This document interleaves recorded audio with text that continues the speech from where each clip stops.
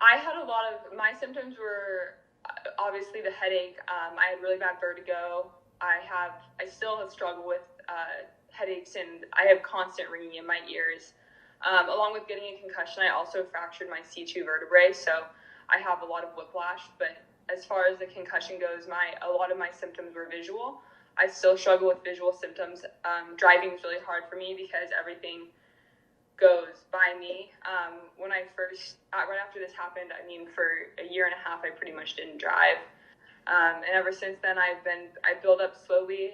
Something that people don't understand about concussions, I think, is that you have to push yourself to the point where it hurts, and lots of times when you have a concussion, everything hurts.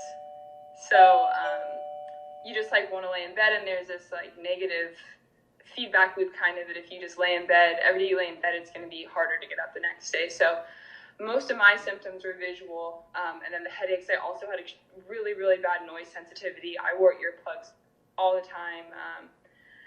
Like I said, I laid in bed for a long time, and then I had to get up and push myself. I went to physical therapy, vestibular therapy, and visual therapy. And the visual therapy, I went to UC Berkeley, and they were very helpful. And it's interesting because doctors that I went to, I went to neuro-ophthalmologist who told me nothing was wrong with my eyes, and I was like, but there is something wrong with my eyes. Like I can't spin my head, and I can't drive car, and I feel so overwhelmed, and I get terrible headaches when I read, and I do all this stuff. And I went to Berkeley, and they did 3 tests, and they were like, no, you're just so messed up that the doctors aren't catching it.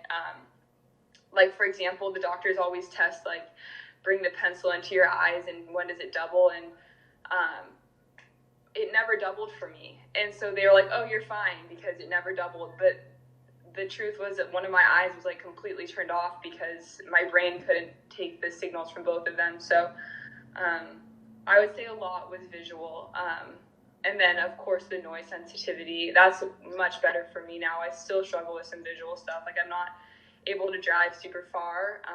I can drive 40 minutes, but I'm not taking myself on a driving day or anything like that. So yeah, I would say that. I would say people don't realize lots of times that it is their eyes. It just feels like it's their head. But I think that's something that a lot of people should look into if they have residual problems from a concussion that they've gotten.